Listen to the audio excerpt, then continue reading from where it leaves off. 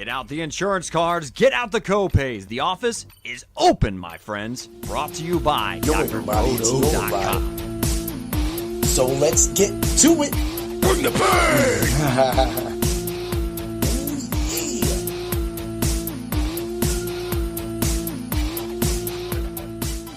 What's up, everybody? It's Heat Override, and I'm ready to bring the pain for you in Dr. Roto this week. Ooh, yeah.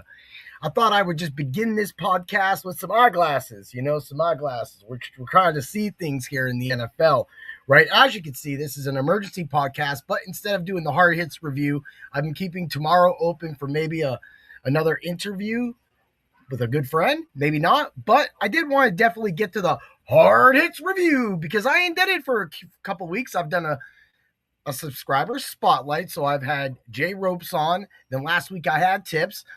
Next week, I'm going to have Ninja Posse, who actually won the first leg of the Dr. Roto Chopped League. So he got a shirt. Talked to him, got that new shirt. I got that logo right there on a shirt. You get over to Bring the Pain at tpublic.com and buy you a shirt today while it is on sale, because right now this is going to be where we're at. This is one of the baddest podcasts. I want to give a shout out to everybody listening in the Philippines.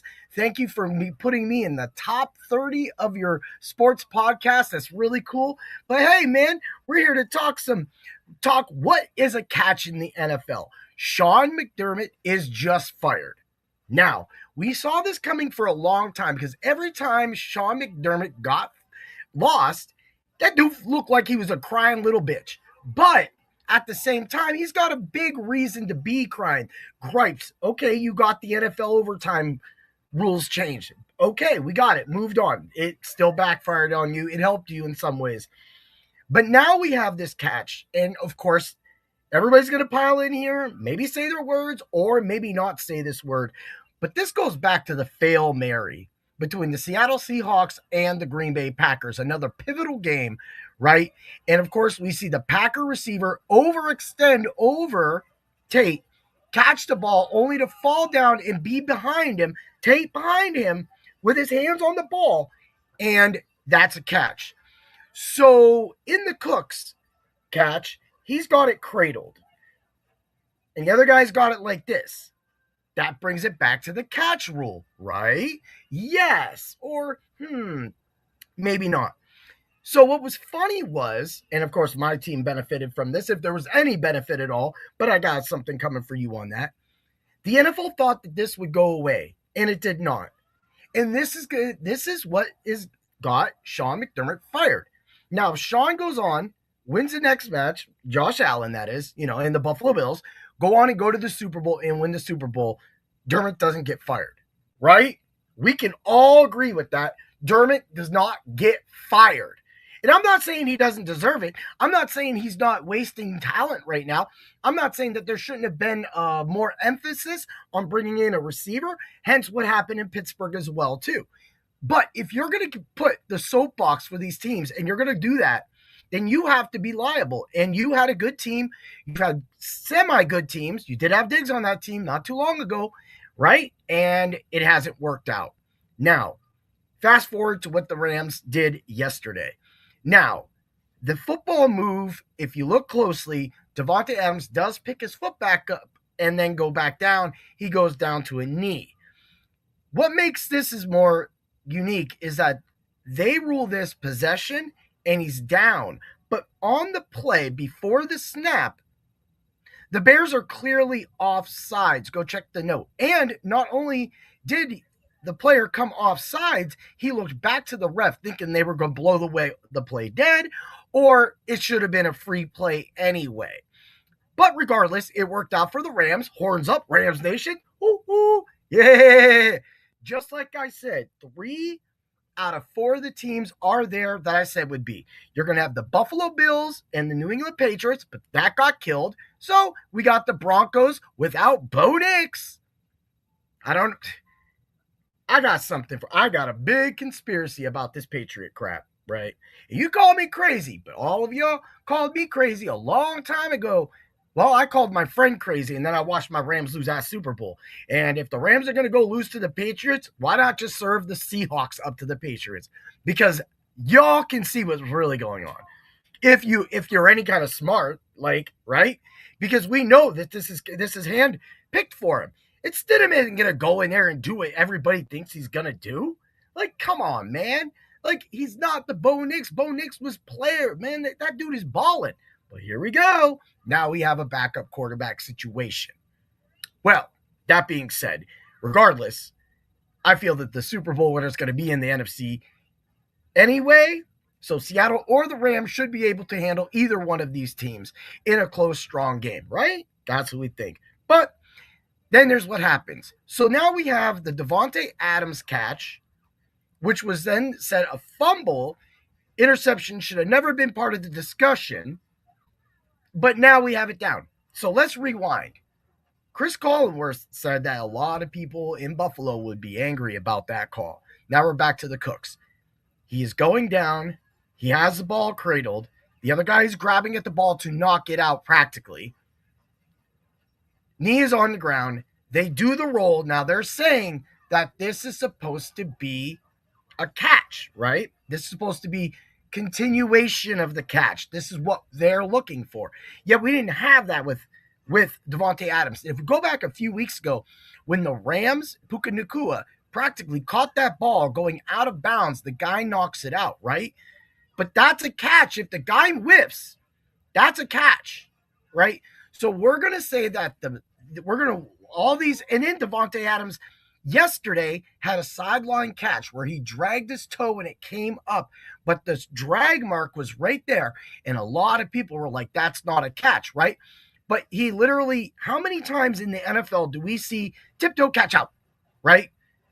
And we see the ball kind of bobble and they go, oh, well, he continued it through. But there's a lot of times that they just catch, they're out, they step, and it's it, right? So Brandon Cooks is down. They do a rollover, and of course, the defensive back is going to be stronger than Brandon Cooks. He's just a little shit. And, I mean, he's a great player, love him, but he's just a small man. And he pulls the ball out, right? So now we have the ball out. Now we have an interception. So here's the thing with the NFL. Going back to the Hail Mary, even going back to Dez Bryant's catch, that was huge. What up, MB?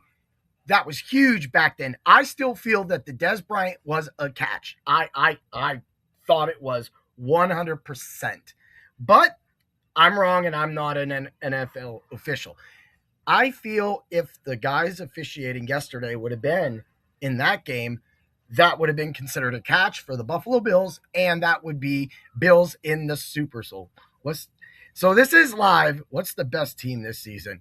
Well, there's really no overall best team, but I would say the most complete team is the Seattle Seahawks. The Rams do have flaws, and honestly, the Rams create a lot of flaws themselves, and sometimes Sean McVay does out-coach himself. That's a problem. Sometimes we don't have the best on-it game, kind of like when the Rams played the Patriots in the Super Bowl, how kind of like the Patriots defense stymied Kurt Warner. Well, that's kind of what we have. The New England Patriots have a great team, but the Patriots themselves, if the Patriots play the Seattle Seahawks should win that Super Bowl. And the Rams can definitely move the ball on this Patriots defense. They're not, so the Rams can put up a lot of interceptions. Stafford gets a little wingy, but he's at some point, and McVay at some point is going to pull it back and not continue to make the same mistakes that CJ Stroud was doing. And even when you go back to a previous week against Pittsburgh, CJ Stroud was fumbling a lot of shotgun snaps. There was problems there. And when your quarterback's fumbling that much, creating interceptions, bad things are following you. The last guy that happened to was Jameis Winston. And we all know where he's at. But at the same time, I do like the Pats against the Broncos, because the Broncos, I don't feel that Stidham is going to be able to come in and be able to figure out that defense fast enough with just getting 1 week of reps, right? So, of course, that's what everybody else is going to say. But for me, that's what I think is the big key right now, what is going on. But the idea that we're in this situation, the fact is I could have been 4-0. As an expert, I'm giving out all these lines. I'm giving out catches, and these catches go against. They lose people money, and so the NFL would rather keep that black eye with their sport. They would rather lose fans because they think that they have enough fans globally now to get rid of the people that actually see some of the bullshit that happens in some of their games with some of the refs. And I'm not asking anybody to be perfect, but sometimes with this games, and everybody is saying it and going back, and McDermott continuously said it while he was crying. That's why you got fired, dude, because you were crying. You cried way too much. You could only cry wolf for so long before you get your ass bucked out the stadium, and that's what happened. Oh, you know how the Bills do it. They out now, son. So that's the thing that really gets me about that call. But regardless, we're trying to give out the best things. Mind you, how many injuries happened this weekend?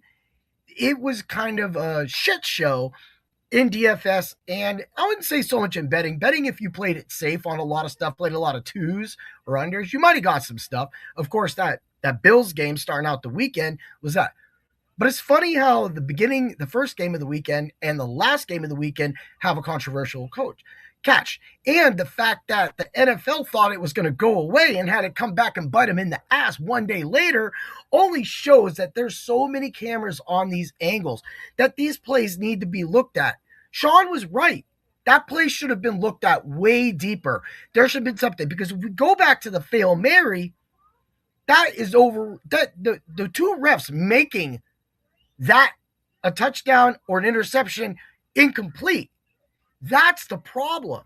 We couldn't even get them to agree on that. And that's in game time, in a big game. And now we have this other big game that just got a man fired. Literally got a man fired. Now, McDermott can go anywhere right now and practically be like, hey, resume speaks for itself. Got a winning thing. But I don't know, man. He's been emotionally beat over the last couple of years. And I could see him actually taking a year out. When I saw Josh Allen on the sideline, I thought he was going to demand to be traded. I really thought he was going to demand to be traded. So this show is live. So there is some questions coming in. So let's go. Back when Tom Brady was actually still playing and used to try, when he left, this game went to crap. For Vikings fans, he was the only reason I kept watching. So that is a big thing when you get it's like NBA right now. People are more concerned about just watching players rather than watching the teams anymore. And honestly, with the way it's handled with the game time decisions and the load management, it's almost made it unbearable to watch. That's for me. I'm a huge Lakers fan. I don't watch basketball anymore because to me, if you're not going to put your best product out there, that would be like, Bo Nix going out there 3 weeks ago going, I feel like taking this game off. We might need Jarrett Stidham in here in a few weeks. Why don't we let Jarrett Stidham take this game? Nah, that don't happen in the NFL. And I get that you're playing all these games, and I get the stuff with baseball as well too. I'm not going to go against that. If you are sore as an athlete, I would rather you say I'm going to be out, but let's be informed about it as soon as possible, right? When I know that I'm going into a fight myself and I don't feel 100%, I might sit that day out, and I've got no problems doing that. But I have that decision next week. There's a tournament, but unfortunately, I have to have some medical stuff done that could take me out for a few months. However, I did win last year, and I got some free points right now. So while everybody gets those points and catches up or tries to catch up, I just need to have a strong end of the season, which I will, and I'll win my back-to-back MA Tour champion, grand champion fighting. Right? But that's the dedication you have to have for your sport. We're in this position because the NFL and people are losing their jobs over, is the glass half empty or is it half full? Ask a lot of yourself that question right there. Was this a catch on Saturday or was this a catch on Sunday? Sunday, I feel, because he lifted his foot up, it was. I don't think there was enough evidence to really say what happened on Saturday. So for me, I honestly think it should be a do-over. If the refs can't figure this out and you go that fast and you got the Broncos trying to run out there and go fast, right? Pull that back in, right? No, We're not going until we get this right. Why is the NFL, why are we trying? I mean, the teams are going to be like, just run out there, do it real fast. Just run out there, don't care. Just go, go, go, go, go, right?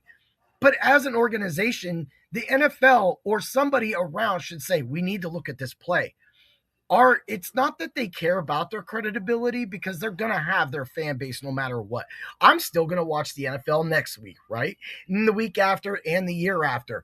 But there's a lot of people that will tap out. Again, just like the knee said in this kind of thing, he was only watching for Tom Brady.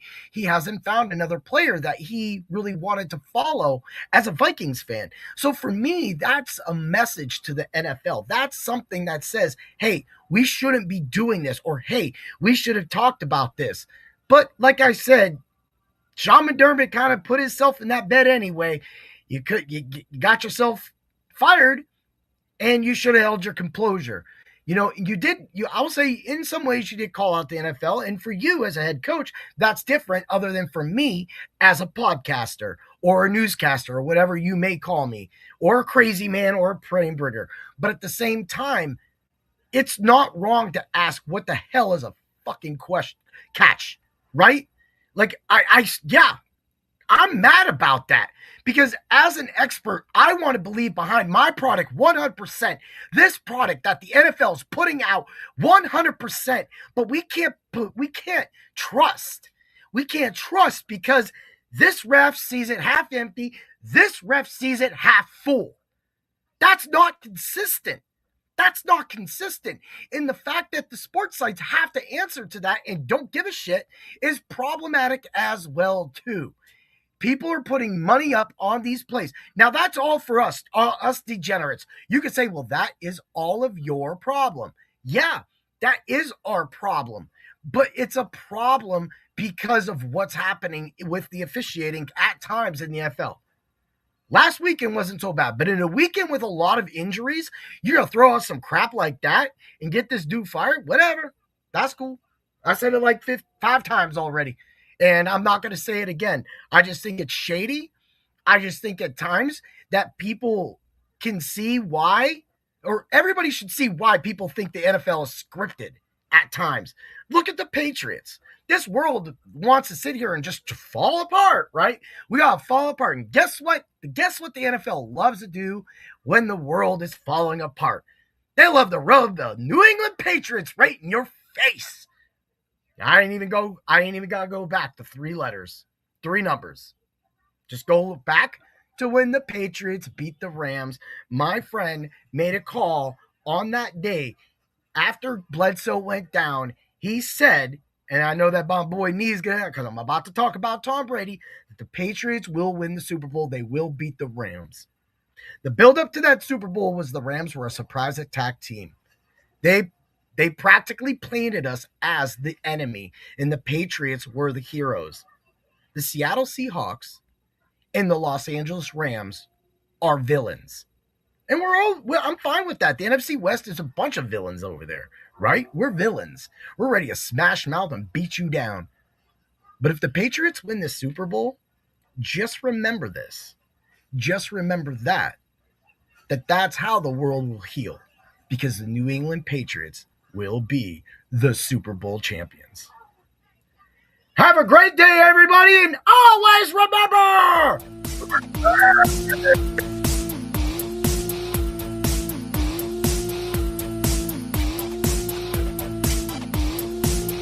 Thanks for stopping by the office. Get your fantasy prescription by subscribing to the channel and checking out drroto.com.